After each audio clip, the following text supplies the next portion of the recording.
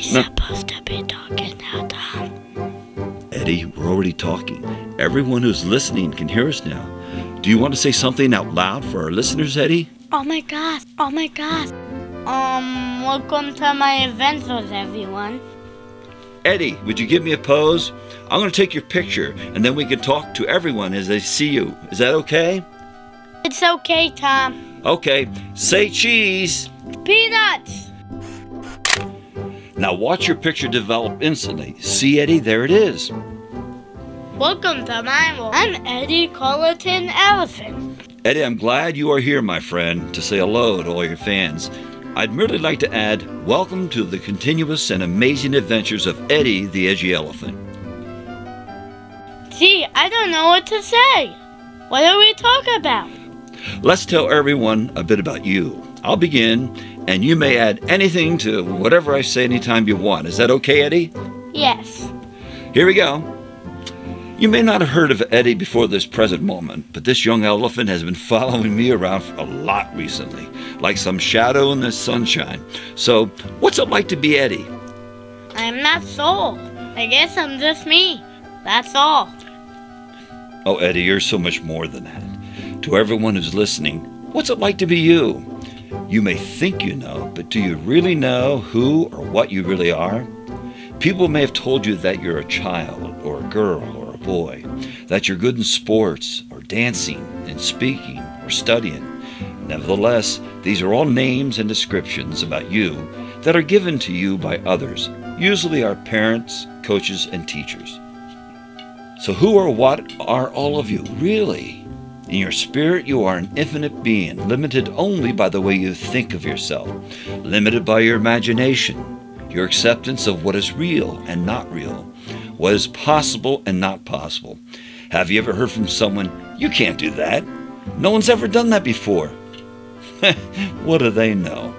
Often we believe we are limited in some way, and if we believe we are limited in some way, that reality tends to be true. So more than likely, those imagined weaknesses seem very real.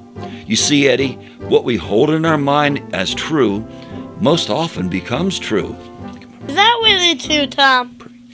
Yes, Eddie, and it tends to be true in everyone's life. You see, all of us have easy access to the unlimited world of the imagination. Eddie's no different from all the rest of us.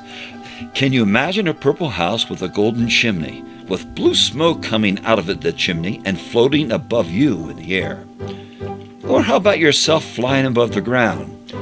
Take some time to imagine feeling the air rush by your face as you fly. Feel yourself as you go up and down in the air. See all the houses and animals below. They look tiny as you keep flying above them. Now, let's really get silly. Imagine a southern hound dog barking with a southern drawl.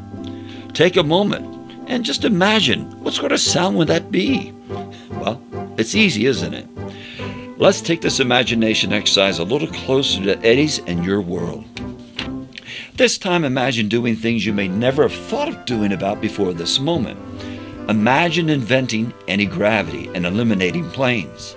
How many lives might you save as a doctor?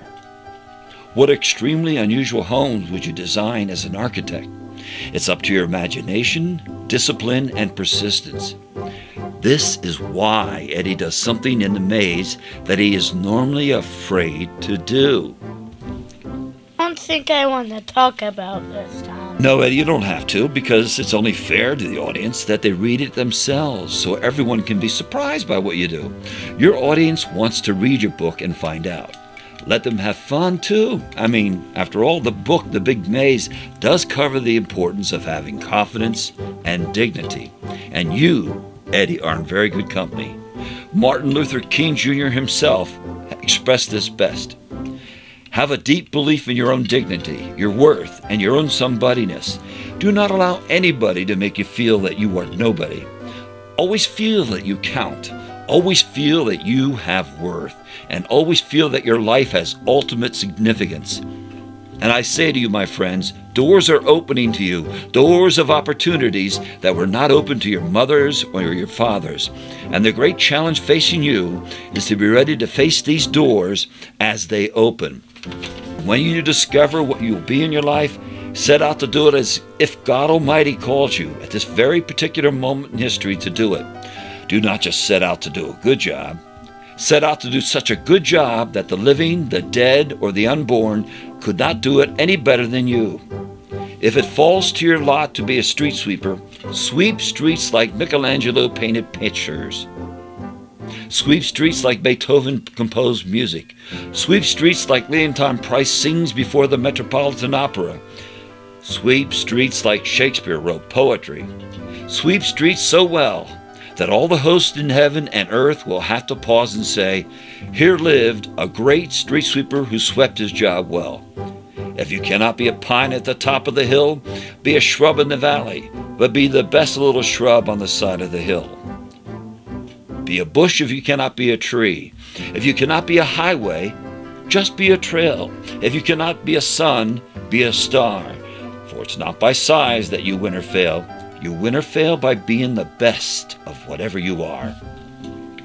He sounds like a white man. Yes, Eddie, he was a great preacher and civil rights leader. His words of wisdom still inspire everyone who listens to those inspirational words. That's neat, Tom. Oh, my pixel's changing into something else. Wait a second, who's that kid? Who do you think? Look at me and look at the kid again. Oh, that's you, Tom. How old are you now? The same age as you, 8 years old. I'm a little older now. And as we continue to grow in our lives, we may meet some people who will tell us that we cannot live our dreams, our careers, or witness the sale of our inventions to the public. If our dream job is practical and can serve humanity, we need to listen to that little voice inside of us, not to the negative people. My mom tells me about this too. You're lucky, Eddie. Not every young child hears this message enough. At some later point in our lives, we eventually hear that tired and untrue phrase, "Well, you're only young once."